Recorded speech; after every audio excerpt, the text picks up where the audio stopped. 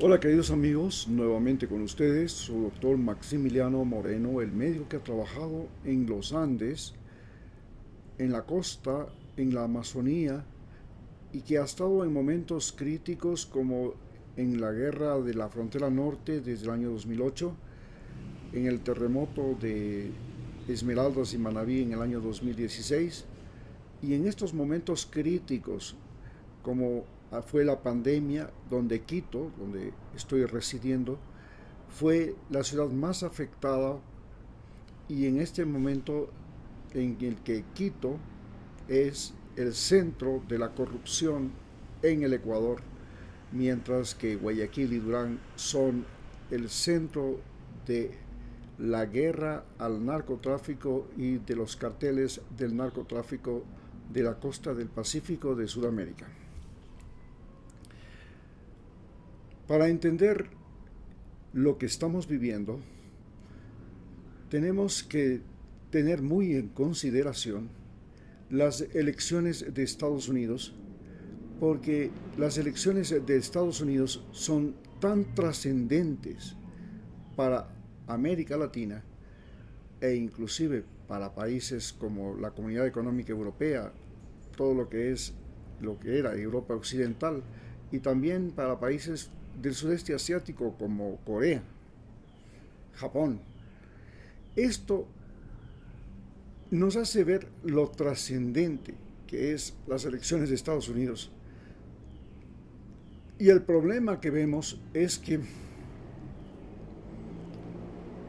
en primer lugar, el electorado de los Estados Unidos es un electorado, primero, de personas mayores. La mayor parte de los electores son personas que superan los 18 años, como es lógico en casi todos los países del mundo, pero de esas personas que superan los 18 años, los que superan los 40 años han pasado a ser los que prácticamente ponen y quitan presidentes. En segundo lugar, es un electorado que vive intensamente el racismo. Este problema del racismo es un problema con el que nace y se origina Estados Unidos, porque la independencia de los Estados Unidos se hace primero en base a migrantes que llegaron fundamentalmente de colonias del norte de Europa, o de países del norte de Europa, fundamentalmente ingleses. Y en segundo lugar, se hace también con los esclavos que esos terratenientes que originaron el Estados Unidos eran dueños. Para entender más claramente a qué nivel llegó este problema del racismo en Estados Unidos, tenemos que comprender lo que fue el mismo presidente George Washington, que tenía 200 esclavos, lo mismo que Thomas Jefferson, que era otro esclavista, pero quizás entender quién fue Andrew Jackson sea lo más importante para entender cómo el racismo, la discriminación racial contra los indígenas y el problema migratorio se convirtió en el centro del problema de los Estados Unidos. Estados Unidos se construye a base de migrantes. Estos migrantes especialmente llegan a mediados del siglo XIX, porque en Europa se produce la famosa peste del ganado, la aftosa, y en Irlanda se produce la famosa peste de la papa, que llegó a matar 3 millones de irlandeses. Ante esta situación catastrófica para Europa, porque era un país fundamentalmente de consumo de carne, consumo de leche, y más aún en los países del norte europeo, como los países escandinavos y los países germánicos. Ellos fueron los mayores migrantes, llegando los alemanes a migrar hasta 5 millones de alemanes a fines del siglo XIX. Todos estos llegaban a Estados Unidos no como conquistadores, como llegaron los conquistadores españoles, en que no traían mujeres, no traían a sus hijos, y cuando llegaron a América formaron nuevos hogares, tuvieron otros hijos en los nativos de América Latina. En cambio, los colonos norteamericanos llegaron fundamentalmente como propietarios de tierras, pero estas tierras no eran propiedad del gobierno norteamericano, eran propiedad de los indígenas. Pero los presidentes de los Estados Unidos declararon que el territorio indígena era propiedad del gobierno norteamericano. Es así como se crea el oeste, el territorio del oeste norteamericano, y en este territorio del oeste norteamericano llegan unos bandoleros que llegan con sus familias y a los que se les llamaba colonos. Eran perfectamente unos bandoleros y fundan pueblos de bandoleros. Y estos pueblos de bandoleros, a diferencia de los pueblos que fundaban los españoles, que tenían como centro del pueblo la iglesia, y junto a la iglesia normalmente el edificio de la administración, y más allácito en la otra esquina la escuela del pueblo. En los pueblos de bandoleros de los Estados Unidos del oeste, donde no podían entrar los negros, donde no podían entrar los indios, estos pueblos de bandoleros tenían como centro del pueblo a la cantina y al prostíbulo. Y al lado de la cantina y el prostíbulo estaba el banco, más allá la oficina del sheriff. Estas eran las tres principales casas del centro de la ciudad. Así se organiza Estados Unidos. Y este país que se organiza así, primero invadiendo territorios indígenas y luego invadiendo territorios de México, tiene entre sus más notables presidentes a Andrew Jackson. Andrew Jackson es un pistolero que llega a ser presidente de los Estados Unidos. Este pistolero, un hombre que andaba con las pistolas al cinto y que entraba a la Casa Blanca con las pistolas al cinto y con el sombrero de cowboy, primero hizo la guerra a los indígenas. Antes de ser presidente, inclusive, llegó a ser juez. Iba pueblo por pueblo buscando, entre comillas, a los forajidos, los encontraba en la cantina, y si no los mataba en la misma cantina, se batía en duelos en la calle y finalmente hacía juicios sumarios y personalmente les ahorcaba.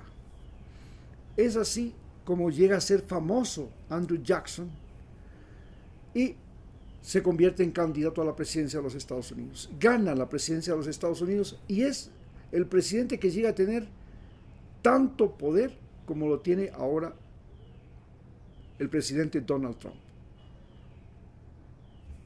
¿Qué significa esto de tener tanto poder como tiene el presidente Donald Trump? Andrew Jackson llegó a tener también el poder y el control de la Cámara de Representantes, del Senado, de la justicia en los Estados Unidos, igual que ahora lo tiene Donald Trump. Donald Trump tiene el control del Senado, el control de la Cámara de Representantes, el control de la justicia, y el día de hoy ya no solamente que tiene eso, tiene también el control del FBI. El tener el control del FBI es como tener el control de la Guardia Pretoriana en el Imperio Romano. Este presidente violento se dedicó a quitar territorio a los indígenas, a reducir a los indígenas a unas cosas que se llamaban reservaciones. Exactamente lo mismo que pretende hacer el presidente Donald Trump con los latinoamericanos. A los latinoamericanos que no los puede expulsar, los quiere tener en reservaciones, que ahora las llaman recintos, y en estos lugares, de los cuales ya el gobernador de Texas le ha dado centenares de hectáreas para que construya estos campos de concentración de latinoamericanos, antes de ser expatriados, o si no pueden ser expatriados, tenerlos ahí, como tuvieron a los japoneses durante la Segunda Guerra Mundial, como tuvieron a los indígenas en las guerras de Andrew Jackson. Estos mecanismos hoy vuelven a ser vigentes en los Estados Unidos. Y Andrew Jackson, que fue el presidente que negoció con Napoleón la compra de Nueva Orleans y de todo el territorio del Missouri, del río Missouri y Mississippi, que fue la mayor compra de territorio que hizo Estados Unidos antes de apropiarse de California y de Alaska, que también dice, porque no solo se apropió de California, se apropió de California, Nuevo México, Arizona, Nevada, Ohio, la Florida. Esa apropiación, entre comillas, fue hecha de la misma manera. Es decir, ¿cómo? Los famosos exploradores y luego los colonos norteamericanos invadieron territorios como el territorio de Texas, como el territorio de California, de Arizona, de Nuevo México, y luego atacaron al gobierno mexicano, le hicieron la guerra, le ganaron la guerra y se apropiaron del territorio. La misma cosa que hicieron con los territorios indígenas. Hoy, la gente que vivía en esos territorios de California, Arizona, Nuevo México, Florida, Texas, descendientes de españoles, descendientes de mestizos hispanoparlantes que hablaban español y de mestizos católicos, son la mayor parte de la población que habita en estos estados. Como un día fueron la mayor parte de la población los migrantes que llegaron a Texas, los migrantes que llegaron a California. Para que ustedes tengan una idea, cuando Estados Unidos le declara la guerra a México por el estado de Texas y luego para apropiarse de California, Arizona, Nuevo México y todos los demás, Nevada, Estados Unidos tenía 25 millones de seres humanos en su territorio. Y esos 25 millones de seres humanos, 20 eran migrantes de Alemania, de Francia, del norte de Polonia, de Checoslovaquia, de Rusia, de Ucrania, de todos esos países nórdicos, de los países escandinavos, especialmente, como les dije, de Alemania. Entre esos, los parientes de Donald Trump, los ancestros de Donald Trump.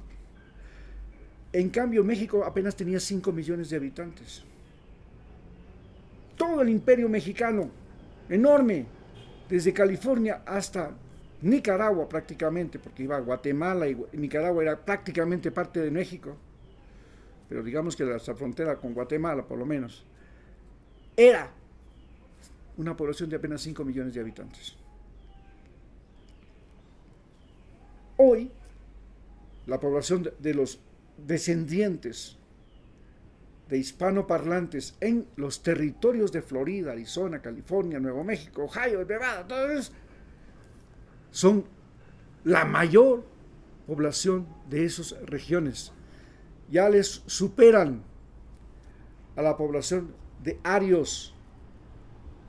Y entonces, Estados Unidos, que ya para conquistar México y quitarle a México Texas, utilizó a los esclavos, Andrew Jackson, después de ser presidente de los Estados Unidos y de comprar el territorio de Nueva Orleans y Missouri, Mississippi, se dedicó a hacer plantaciones de algodón. Y su negocio era hacer plantaciones de algodón que incluían esclavos de las plantaciones. Es decir, a más de que hacía los cultivos, a más de que hacía todo, ponía esclavos y vendía las plantaciones. Ese era el negocio de él. Así como ahora hay ingenieros como Donald Trump,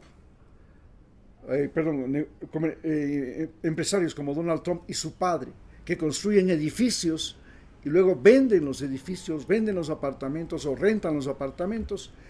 El negocio de Andrew Jackson era construir plantaciones de algodón y luego venderlas. Pero no las vendía solo a las plantaciones, vendía con todo y los esclavos. Era un esclavista, un traficante de esclavos y llegó a ser presidente de los Estados Unidos. Hoy Donald Trump es un traficante de tierras, de bienes inmuebles. Crea edificios, canchas de golf, etcétera, etcétera, y su negocio es la compra y venta de inmuebles, inclusive las Torres Trump, que él la construyó. Bien, estos dos presidentes, el Andrew Jackson, que convirtió a los indígenas en lo peor de los Estados Unidos, los calificó de todo, de depravados, de ladrones, de hijos de perra, de asesinos, de criminales, y los redujo a campos de concentración para quitarles así su territorio. Donald Trump nos ha calificado a los latinoamericanos de lo mismo: ladrones, asesinos, drogadictos, narcotraficantes, todo. Cuando los drogadictos no son los latinoamericanos, los drogadictos son los norteamericanos, son su pueblo, su país. Y por último nos dice que somos ladrones, violadores. Es más, nos ha llegado a calificar de basura. Inclusive ha dicho que Puerto Rico es una isla donde la basura, es decir, los seres humanos, los puertorriqueños, están flotando.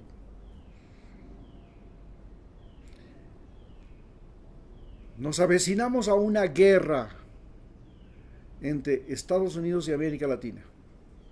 Y en esa guerra, los ecuatorianos, colombianos y venezolanos, que tenemos la misma bandera, somos considerados lo peor de América del Sur. Y somos los mayores componentes de las olas migratorias que invaden Estados Unidos. Hoy, los países gran colombianos, Ecuador, Colombia y Venezuela, son los parias del planeta, no solamente porque los colombianos, venezolanos y ecuatorianos somos ya los parias del planeta, sino que además nos han estigmatizado, como Andrew Jackson estigmatizó a los Cherokee, a los Sioux, como Hitler estigmatizó a los judíos. Donald Trump nos ha estigmatizado a nosotros, los latinoamericanos, pero sobre todo a estos sudamericanos, entre comillas, especialmente los que no son argentinos, los que no son chilenos, los que no son brasileños, dejando a los peruanos y bolivianos como algo bajo observación, porque tienen mayoría indígena, y poniendo a estos criollos mestizos negros, especialmente negros y mestizos de Cuba, Cuba, Venezuela, Nicaragua, Cuba, Venezuela, Colombia y Ecuador, estos mestizos, estos hispanos, estos católicos, como los seres más repugnantes del planeta Tierra. Muchas gracias.